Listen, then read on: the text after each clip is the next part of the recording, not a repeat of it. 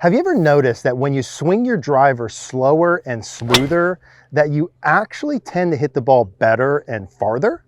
Well, today I've got Mr. Rob Cheney with me, and we're going to show you how to do exactly that. All right, guys, I want to be your golf coach this season. I know coaching for me completely changed my game. Like before I had coaching, I was lost, I was frustrated. I even quit playing literally a couple times. Compared to when I got with a great coach, after that, I got excited to play again.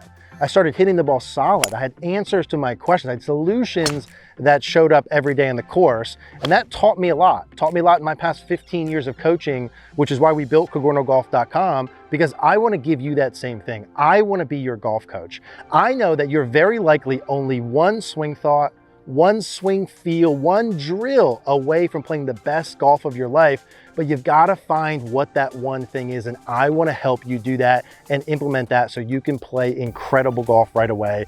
Head over to CogornoGolf.com, sign up today. We're going to work together on your game this year. You get all the goodies included with the site, the master classes, live seminars, 24/7 access to the coach, all of the member library, but most important, you're going to get exactly what you need to finally play the golf of your dreams.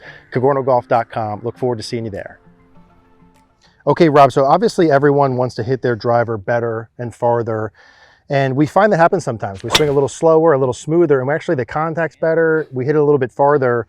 Now, today's video, the main thing we're gonna talk about is the start of the downswing movements, but before we get to that, obviously the setup and the backswing matter. They do. So it's probably like two and a half key points to today's video.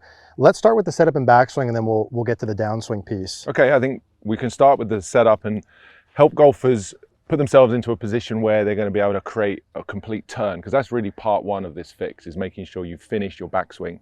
The over-the-top movement that Eric was just alluding to often happens when golfers are rushing the swing and don't complete the backswing. Big time. So we need to complete the backswing, and we'll put in one thing in particular at setup that's very easy to do. Anyone can do it, and I think it takes seconds, and it helps you create more turns. So that would be to take a regular sound of that, Rob. driver setup, Eric, and pull your trail foot back. So for you, that's your right foot, and just close your stance. And from the down the line view, you'll see Eric's feet are now aimed a little bit more off to the right.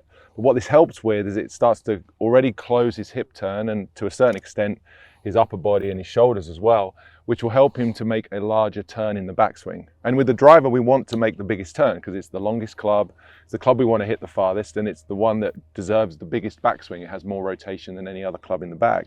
So starting out with a freebie like that, I like to just help golfers, help themselves, pull the trail foot back. I do it in my swing when I play, and it's very, very effective. Yeah, obviously if we're talking like effortless, easier, bigger, longer backswing for most of us is going to help. The worst way of the rushing, to your point, begins with the short and fast backswing. And if we did the opposite, Rob, like if I had like the open stance like this, the more forward my right foot would be compared to my left, the more difficult it would be to turn. It would. Right? Yeah. Swing length and no depth there. And then you'd feel restricted and rushed, and that's where the whole house of cards starts to fall down. Yeah, chain reaction. So the foot's back. Do you have any like I would tell someone maybe the front of the foot is like on the ball of the foot or the middle? Mid-foot, something like that. Something like that, okay. I think it depends on the individual to a certain extent. If you really notice that you struggle to make a full backswing turn, I'd be very comfortable with this toe being all the way back to the trail heel. I'd go even further. Even exaggerate, okay. Because you really want to help your body the most, and by pulling the foot back, you're creating more hip turn, which is what helps to get the club further around you. So, and I would say that would kind of be piece number two if we look at the face on here with a lot of golfers too. From here, I'm getting this foot back to help, but for me to make the backswing, and we'll talk about kind of giving ourselves a second to gather here at the top, but if I want to maximize my swing length and get the club really far enough and deep enough back, regardless of what I physically can and can't do, these things will apply for everybody. I want to really be able to maximize my hip turn. Definitely. A lot of golfers who come in who go short in front and then try and really go hard from there. They don't nearly have enough hip turn. Completely. And so even from here, Rob, one thing I like to feel as we're going up to the top to turn it is almost like I'm trying to get my trail hip as a visual. If you're watching from face on, I'm really trying to get my trail hip like back to the midline, like turned around towards the target. Yeah, and I would say that from a front view camera position, that would mean if there was a stick here or something, you would never touch it. You'd move the hip away from this, which would be doing exactly what Eric's talking about, moving the right hip behind and getting maximum hip turn. Yeah. That gives you a great feeling of longer, fuller backswing, right? Longer, fuller backswing. I feel, for me, as I'm doing that, something I actively feel when I go play as well, I feel like as I'm doing that, I'm trying to get my hands up behind my shoulder. So they'll be above a little bit, also behind my shoulder. And then this next point, Rob, of like having a little second to gather at the top. Yeah. The thing I don't want to do if I'm looking for effortless, not effortful, effortless power, I want to be able to get all the way up to the top and have a really full swing. I feel like I'm setting in position with good depth to set up some good downswing pieces. Why do you think people struggle with this primarily on the course? The swing fails them, they start rushing. It's because they're looking down the fairway and they're trying to hit the driver as hard and as far as they can on that particular shot. Whereas if they're maybe in the driving range or they're practicing in the simulator, there isn't that pressure to hit the ball so far. So they give themselves that split second that you're referring to just complete the backswing. So a great way to train that is to have a little pause. You know, just give yourself a little second to just stop, because that allows you to complete everything before you're inclined to start rushing the downswing, which is a huge problem. Let me do one of those, Rob, and I'll hit a ball, and then we'll talk through a couple of the downswing pieces. So with a practice swing first, I've got the trail foot pulled back. And just on that, Eric, turn it out as well. You already flare your feet nicely, but for a lot of golfers, they don't. The right foot being flared out and turned is another investment in some hip rotation. It will really be easy to help you turn your hips more. Just versus in case, like this would be the bad. In case people have got their foot turned in, which is another restrictive piece. Right, so foot out, almost like the knee and the foot out together, okay. That's gonna help a lot of people. Foot's back. Now during my backswing, I'm gonna feel my trail hip turn around. I feel my arms and my hands in my swing. For me with the driver, I feel my arms and hands travel up behind my shoulder as I'm getting the trail hip around, and just like a little second of a gather right at the top. Give myself a second, and then we'll talk through some downswing. But why don't I hit one out there, kind of going at the pole just right of the clock. Okay. So I've got the foot back a little. Ball position maybe is for another video. Rob's got a good one we can put on there. I'm gonna feel the hip around, hands behind my shoulder to the top. I think it's interesting there. You feel like you're pausing, and yet I think a lot of people will also notice this when they look at themselves. Even though you feel like you're up there for maybe an eternity, it's like zero. Totally. Right. It's so funny when you put someone in there, and maybe if you tried this for yourself, I'll tell someone to kind of pause for a minute, and then they're like, man, I feel like I was up there for 2 or 3 seconds. You look on camera, no pause at all, right? So you can really, to your point, like maybe exaggerate a little in the beginning. I'll do one more of those and we'll do the downswing. Foot's back, I'm gonna feel the hip around. Give myself a minute to gather at the top, feeling the hands behind my shoulder. And remember, the point of this, regardless of where you're at, is to set things up at setup into the backswing to make it as easy as possible on the downswing, effortless, right? Putting pieces in with conscious thought early to make it effortless later on. Let's go one more at that same pole. Foot back and flared, hip around, the hands behind the shoulder, a little bit of a pause at the top. It's a nice one. Yeah, 2 nice little draws. That one drew nice. That was nice. That one's pretty much down the middle. First one, probably left edge of the fairway. I would take both of those. Now, probably the main point of today is this that we're getting to now. I would say so. We're saving it for a little bit later. Rob, if you take a setup in there maybe with the driver just for a second for the feels. Yeah. So when we see a lot of players, and this is something you're gonna feel or relate to, if we're trying to put a lot of effort in, someone's really trying to swing hard from the top, right? I'm hanging on to this thing already. Yeah, like let's go.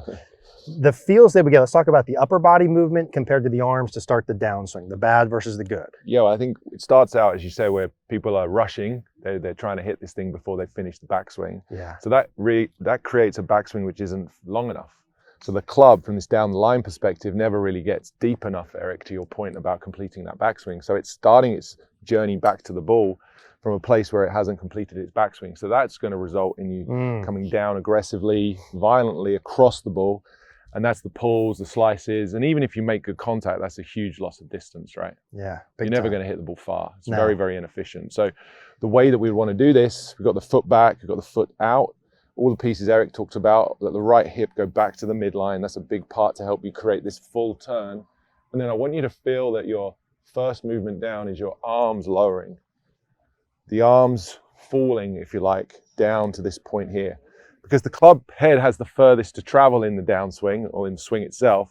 So starting its journey first helps it to get down into this fantastic delivery position, right? Yeah. You've seen this before in all the professionals. They've got it tucked in here nicely at P6, ready to just turn and burn. Yeah. You get those arms down first, and it is effortless, I think. And so the bad, I'm gonna hop in there again, Rob. Yeah. The bad one, you know, the feels, and sometimes I think a lot of us as golfers have this concept of like, I'm gonna just turn my body, or sort of overly simplify, like if I take my arms out of it and just think body, that it's gonna be easy and effortless. But a lot of golfers I see that come in, Rob, they go up to the top and they whip the body open. 100%. And they put the most effort in. Mm-hmm. They get the worst results. Yeah. They hit it the shortest and the most probably to the right. Mm-hmm. Pulls and over fades. Yeah. And so obviously we're talking feels versus reels here. Mm-hmm. If we look at a good driver of the ball and we pulled up like a Rory, for example, we're going to see during the downswing that obviously his body and his arms, like they're both going together, right? Both of those things are happening. But if we're coming from too much effort and a lot of upper body and arms out, we have to feel like when I get up to the top, it's like all arms coming down and in. Yeah. And almost, if anything, for a lot of golfers, probably like the body's very quiet. This is a nice feel to keep the shoulders closed. Eric's shirt here has got the stripes on it. You can see how he's managing to keep that shoulder turn pretty much closed as he lowers his arms. Yeah, that's a nice feel. So it's not body, chest open, high right shoulder. No. Right? It's more of feeling that stays quiet and closed as the arms go down. You like that? That's perfect. Quiet and closed as the arms go down. You'll see a number of elite golfers working on that type of drill. There's some very famous video. Justin Rose does that drill all the time. Bryson's a very big fan of that drill, and he hits it pretty far. He does okay. So, you know, utilizing those feels to help you get the sequence, which is really what we're improving here. Yeah. It's the poor sequence of that rushed swing, which is why you hit the ball such a short distance with so much effort, versus the correct sequence of the effortless swing that gets you so much more power. Yeah. And obviously we're being like a little cheeky with the effortless. There's always effort. That's true. But it's reducing like having to work so hard to be able to get that maximum output. And I think when you feel these things, like if I were to do a couple practice here, Rob, if I get set up correctly, foot back and flared, feel the backswing, hip turn, let myself gather, and you feel the arms come down, that should feel like that's taking less work to produce those correct motions compared to if I go up here like this and I start to whip my body open right away. That certainly feels like more work for me compared to the arms. So maybe let me hit one, Rob, and see if we can put these pieces together here. Foot's back and flared. I'm gonna feel the hip turn. I like hands behind the shoulder, let myself gather. And then the arms, like my chest and shoulders stay a little bit more closed, and the arms go. Now I'm kind of looking for a ball to launch, ideally launch a little right and curve back. I like that. I mean, you're going to get more ball speed that way. Most people are going to benefit from swinging a little bit more from the inside, which this drill helps you to do. Most golfers wouldn't be mad about a high, big draw. Right. They'd be okay with that. Foot back and flared, hips around, little gather at the top, feeling the arms from inside coming down. That was hammered. Yeah, that's probably my best out of the three. I think so. Nice draw down the right side of the fairway. So kind of, I'd say some simpler things in today's video by design, not as mechanical perhaps, but very, very, very effective. I think so. Right? Helping people to recognize the things they do when they're hitting the ball better without necessarily knowing that that's what they're doing. So just trying to highlight some feels and some keys that could help you when you next practice, and certainly when you next play. I think when you're standing on that tee shot where you need to hit a good one, trying to hit the ball hard is probably not the best thing for you to try and do. So just a bit less effort, take your time at the top, and let the club drop into that perfect downswing position. Love that. Take your time at the top, not trying to go super quick from top to bottom if you're looking for effortless. Effortless, not effortful. Rob, effortless, not effortful. If you haven't seen Rob's videos, we're going to link that down below. Go check them out. Awesome, awesome videos. If you guys have any questions about the driver, leave a comment down below. Thank you guys for watching. If you want to watch more like this, check out this video next.